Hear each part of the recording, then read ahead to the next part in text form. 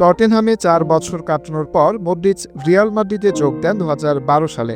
এবার Real Madrid অধ্যায় শেষ হচ্ছে ৩৯ বছর বয়সী এই মিডফিল্ডারের। আজ ইনস্টাগ্রাম বার্তায় জানিয়েছেন, শনিবার লা লিগায় রিয়াল সোসিয়াদের বিপক্ষে ম্যাচটি সান্তিয়াগো বার্নাব্যুতে তার শেষ ম্যাচ।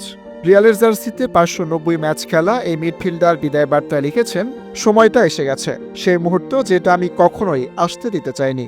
তবে ফুটবল আর জীবনে সবকিছুরই শুরু আছে, শেষও আছে।